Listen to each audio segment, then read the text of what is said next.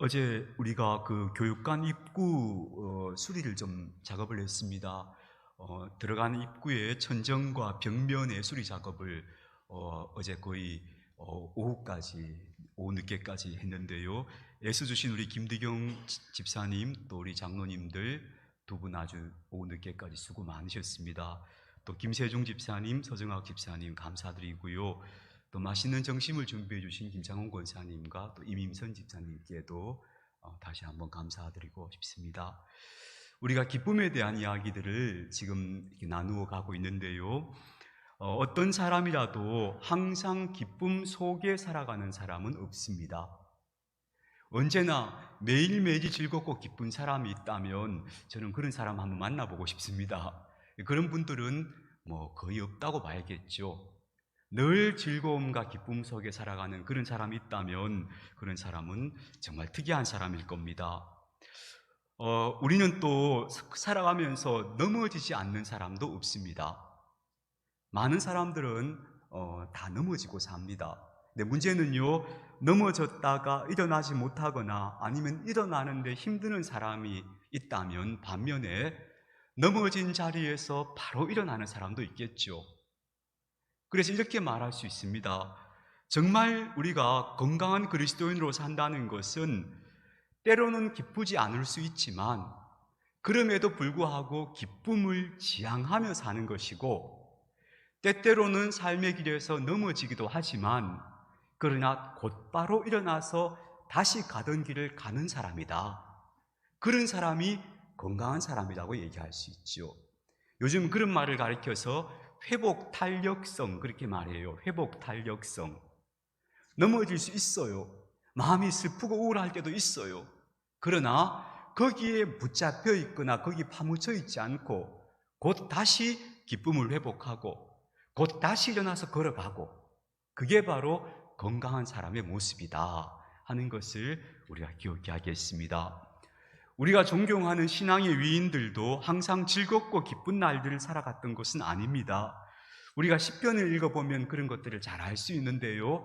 시편 속에는 수많은 좌절과 두려움과 고통과 실망과 분노에 대한 표현들이 시편에 굉장히 많습니다. 그런 탄식의 표현들이 시편에 얼마나 많은지 모릅니다. 그래서 때때로 시편을 읽으면 위로가 되기도 해요. 야, 다윗도 이랬구나, 이 사람도 이랬구나 하는 생각이 들곤 하거든요. 그런데 문제는 시편의 그런 탄식들은 탄식으로 끝나는 것이 아닙니다. 그 탄식이 곧 다시 기쁨의 찬송으로 바뀌는 겁니다. 그래서 항상 탄식으로 시작해도 기쁨의 찬송으로 마무리하는 것이 시편이 보여주는 굉장히 강한 회복 탄력성이라고 말할 수 있어요. 저는 저와 여러분이 이렇게 강한 회복 탄력성을 가진 사람들이 되었으면 좋겠습니다. 주님의 이름으로 축원합니다. 썰물처럼 빠져나가서 우리 인생의 밑바닥이 다 드러나는 순간도 있습니다. 그러나 다시 밀물처럼 기쁨이 되돌아오는 삶, 우리가 그런 삶을 지향하며 살아야 할 줄 압니다. 그럴 때 우리가 항상 늘 기억해야 될 게 뭐냐 하면요, 내가 항상 기뻐하며 살아가는 삶의 가장 큰 장애물이 뭐냐? 이걸 기억하셔야 돼요. 가장 큰 장애물은요, 슬픈 일, 아픈 일, 불안한 일, 속상한 일이 없어야 한다라고 하는 체화된 신념입니다. 그런 신념이 어느덧 우리 속에 깊이 체화되어 있어요. 슬픈 일이 없어야 되고, 아픈 일이 없어야 되고, 속상한 일이 없어야 되고, 어려운 일이 없어야 나는 기쁠 수 있어 라고 하는 이 신념을 버리지 못하면 우리는 기쁨의 삶을 누릴 수가 없어요. 아니에요, 여러분. 그런 인생은 존재하지 않아요. 그러니까 아픔 속에도, 슬픔 속에도, 탄식 속에서도 나는 기뻐할 거야 라고 마음을 먹어야, 그렇게 뜻을 정해야 항상 기뻐하는 삶으로 나아갈 수 있다는 것을 다시 한번 말씀드립니다. 그래서 우리는 문제 속에서 기뻐할 수 있는 방법을, 말하자면 그 방식을 터득해 가야 되는 거예요. 이렇게 문제가 많고 아픔도 있고 힘도 들지만 그래도 내가 내 마음이 기쁠 수 있구나 하는 그 비결을 터득해 가는 것이 우리가 신앙생활 하는 데서 꼭 배워가야 하는 점이다, 그렇게 말할 수 있습니다. 그래서 그 첫걸음은 이 순간부터 나는 기쁘게 살리라 하고 마음먹는 것이다. 기쁜 일이 없어도 기쁘게 살 것이다 라고 마음먹는 것, 그게 첫걸음이다 했습니다. 자, 오늘 두 번째입니다. 두 번째는요, 승리자의 마음으로 사는 것입니다. 승리자의 마음으로. 사무엘상을 읽어보면 이런 장면이 나오죠. 블레셋 군대와 이스라엘 군대가 두 진영이 이제 진을 쳤습니다. 서로 마주보는 전면전이 시작됐습니다. 그 전까지는 블레셋 군대가 항상 우위에 있었어요. 그래서 이스라엘은 늘 블레셋에게 짓눌려 살았어요. 그러다가 사울이 왕이 되고 드디어 이제 이스라엘 사람들이 진영을 갖추고 제대로 된 군대를 편성해서 블레셋과 맞붙게 됩니다. 근데 이렇게 맞붙었는데 문제는 블레셋 진영에서 한 거대한 장수가 나왔어요. 여러분 잘 아시는 골리앗이죠. 어마어마하게 큰 사람이 나와서는 이 이스라엘 진영 앞에서 이스라엘 사람들을 막 조롱하면서 위협을 하는 겁니다. 그랬더니 이스라엘 모든 군인들이 다 벌벌 떨었다고 성경이 나와요. 그래서 다 저마다 숨어버렸어요. 그래서 막 저마다 굴에 숨고 수풀에 숨고 숨어서 이걸 어떻게 하면 좋으냐고 벌벌 떨고 있는 거예요. 이게 지금 이스라엘 군대가 처한 굉장히 심각한 상황이었습니다. 그때 우리가 잘 알다시피 한 위대한 신앙의 영웅이 나타납니다. 그는 바로 소년 다윗이었습니다. 다윗은 아직 장성한 어른이 되지 못했지만 그러나 그 다윗이 그 골리앗을 보면서 용기를 냅니다.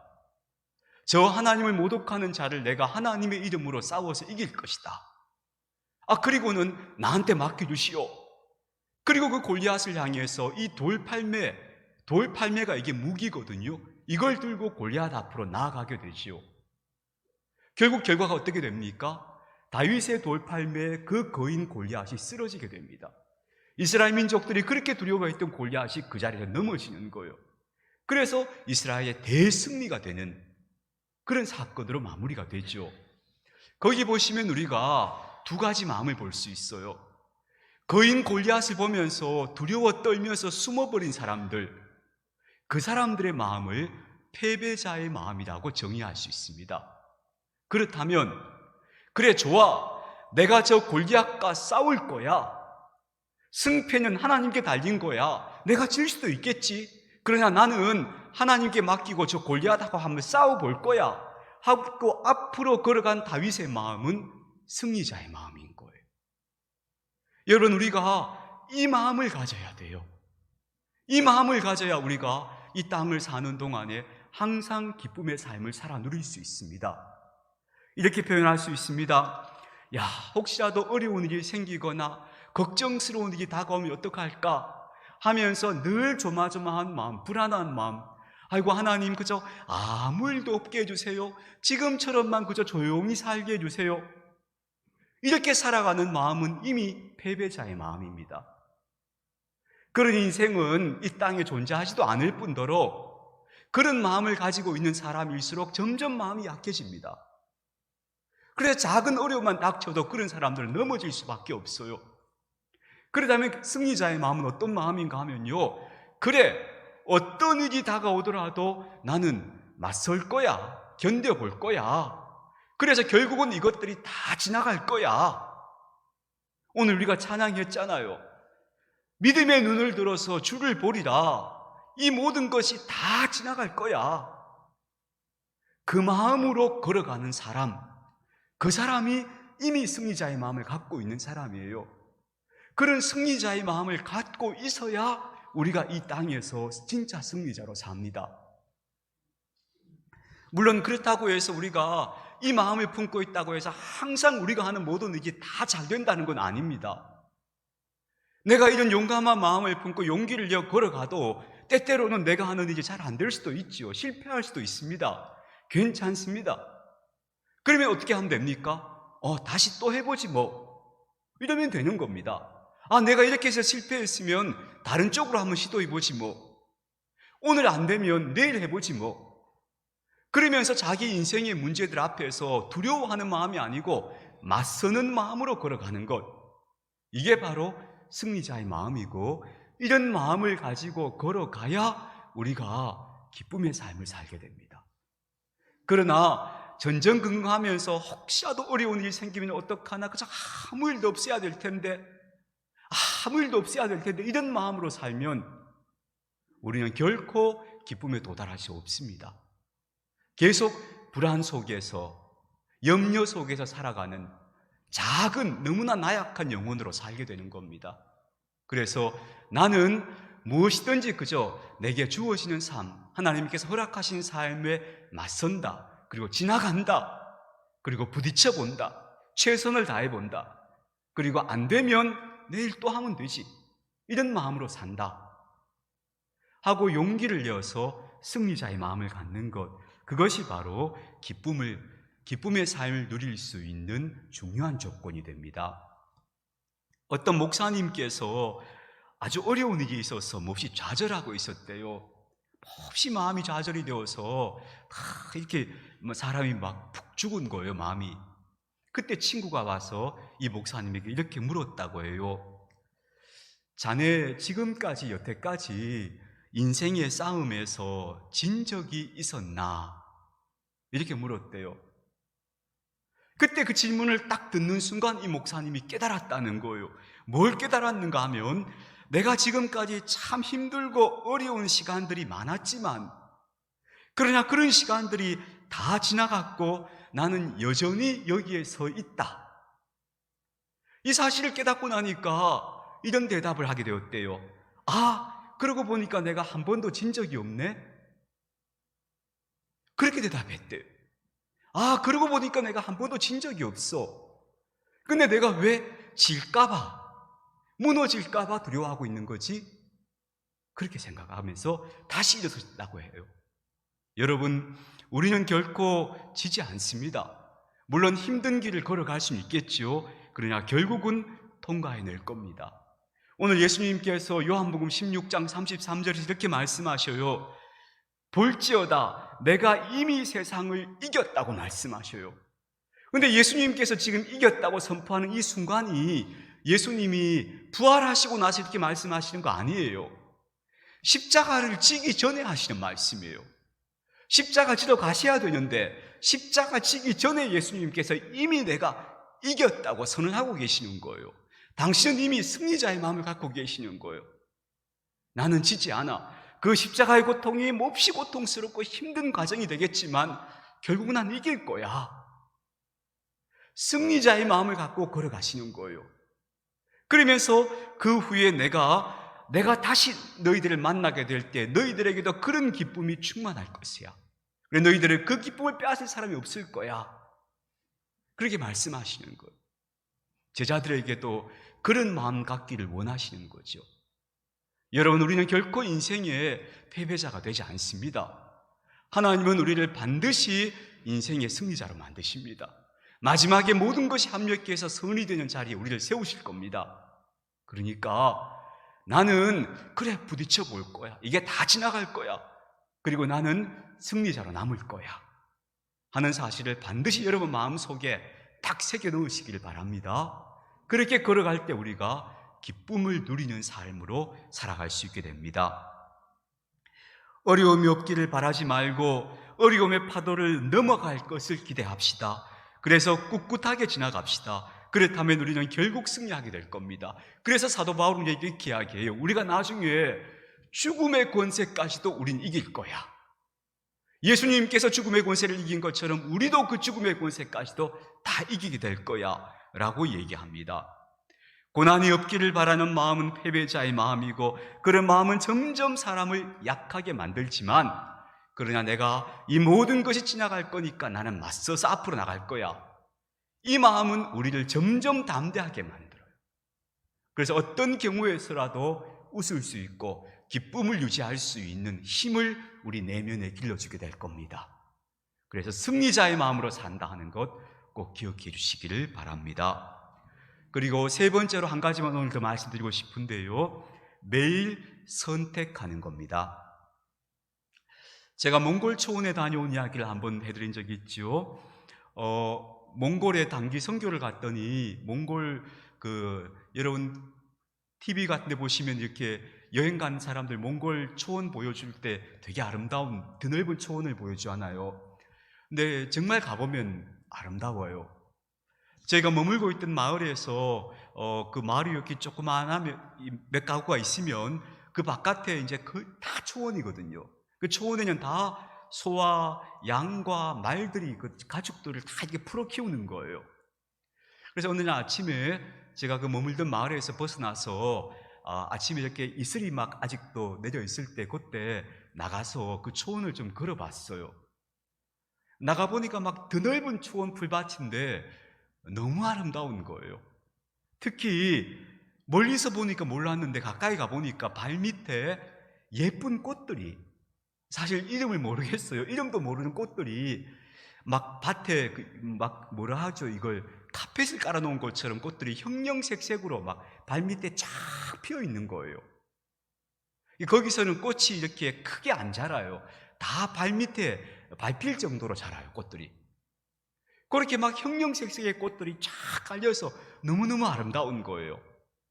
그래서 그 초원을 한참 거닐다가 돌아왔는데요. 그런데 그런 초원에는 반드시 비밀이 있습니다. 여러분 그 TV 화면에서 보실 때 뭐 스위스나 이런 데 보면 막 목장에 소들이 있고 초원이 쫙 초지가 있고 하니까 되게 멋있어 보이잖아요. 근데 실제로 들어가 보면 거기는 다 똥밭입니다. 그러니까 그 가축을 놓아 기르니까 가축들이 쉴 새 없이 배설한 배설물들이 그 꽃밭에 같이 다 있는 거예요. 정말 사람이 어디 가서 잠깐 엉덩이 붙이고 앉을 만한 공간도 없을 정도로 가축 배설물들이 자꾸 이렇게 깔려 있어요. 그래서 한마디로 말하자면 꽃밭이기도 하고 똥밭이기도 하고, 이게 두 군 같은 장소인데 그래요. 그러면 제가 그날 아침에 그곳에 가서 그 초원을 산책하고 돌아오면서 꽃을 걷고 왔을까요? 똥을 주워 왔을까요, 여러분? 너무나 당연하죠. 꽃을 걷고 왔죠. 그리고 지금도 제게는 그곳이 더러운 똥밭으로 기억되는 게 아니고 그곳이 아름다운 꽃밭으로 기억되고 있어요. 여러분, 제가 왜 이야기를 길게 드리는가 하면요, 우리 인생이 우리가 선택하는 데 따라서 달라진다는 거예요. 우리는 인생의 길을 걸어가면서 좋은 일도 만나고 나쁜 일도 만나요. 감사할 일도 있고 때로는 탄식할 일도 있어요. 기쁜 일도 있고 슬픈 일도 있어요. 그렇다면 그 속에서 우리가 뭘 보는 사람이 되어야 하는가 하면은 당연히 좋은 걸 보는 사람이 되어야 돼요. 당연히 감사할 줄 아는 사람이 되어야 해요. 그 좋은 것을 내가 매일 선택하겠다고 마음을 먹고 내 마음가짐을 그렇게 했을 때 우리가 기쁨의 삶을 살아가게 되는 거예요. 저는 여러분에게 두 가지를 부탁드리는데요. 첫 번째는요, 감사예요, 감사. 내가 정말 오늘 하루를 살아가면서 하나님께서 내게 베푸신 것들, 아주 작은 것들이라도 자꾸 그것들을 보면서 감사할 것들을 찾는 거예요. 결핍되고 어렵고 힘들고 아프고 없는 거 이런 거 찾는 게 아니고 있는 거, 주신 거, 내가 누리고 있는 거, 좋은 거, 이런 것들을 자꾸 보면서 하나님 앞에 감사의 고백을 자꾸 드리는 거예요.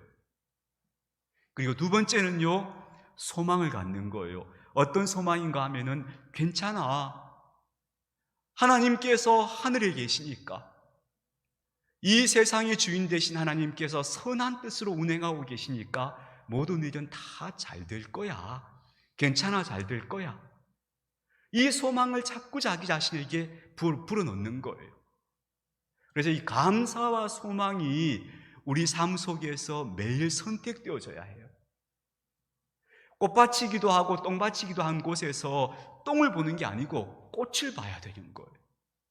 그곳에서 감사의 것들을 찾아서 하나님 앞에 감사하고, 또 그래, 소망이 있어, 봐, 희망이 있어, 저렇게 좋은 사람들이 있고 뭔가 저렇게 희망 있는 일들이 일어나고 있잖아 하면서 자꾸 희망, 소망을 바라보는 거예요. 감사와 소망을 선택하는 삶을 살아갈 때, 그때 우리가 기쁨의 삶을 향해 나아가게 된다는 것. 그걸 기억해 주시기를 바랍니다. 이런 말이 있어요. 불행은 중독이다 는 말이 있습니다. 여러분, 이 말 참 중요한 말입니다. 무슨 중독인가 하면요, 불행은 실제로 삶의 고난 때문에 온다기보다는 그 고난의 상황에서 자꾸 뭘 보는가 하면요, 탄식, 원망, 비관, 이걸 본인이 선택하기 때문인 거예요. 인생에서 어려운 걸 보면서 탄식하거나 누군가를 원망하거나 아니면 자꾸 비관적인 것들을, 미래를 바라보는 거예요. 그러면 그 사람은 불행해지는 거예요. 그러나 똑같은 상황에서 나는 감사할 것들을 찾고, 그리고 괜찮아, 하나님께서 잘 되게 하실 거야 하면서 소망을 품을 때, 그때 우리는 불행이 아니라 행복한 사람, 우울한 사람이 아니라 기쁜 사람으로서요 삶을 살아가는 거예요. 그것은 우리의 선택에 달려있다 하는 것을 기억해 주시기를 바랍니다. 이런 말이 있죠. 성격은 바꿀 수 없어요. 그러나 성품은 바꿀 수 있어요. 그런 말이 있습니다. 우리가 타고난 성격을 바꾸긴 어렵겠죠. 그건 사람이 기질도 있고 워낙 깊이 새겨진 것들이라서 성격 바꾸어지는 사람은 잘 없습니다. 성격 급한 사람은 여전히 급하고, 성격은 공부 같은 사람은 죽을 때까지 공부 같고 별로 안 달라져요. 근데요, 성품은 달라져요. 성품은 뭐냐 하면은 우리가 삶을 대하는 태도예요. 그건 바꿀 수 있어요. 우리가 바꿔야 할 것은 우리의 성품이에요. 그래서 성품은 우리가 노력하면, 우리가 뜻을 품고 기도하고 걸어가면 더 아름다운 성품으로 바뀐다 하는 걸 꼭 기억해 주시길 바랍니다.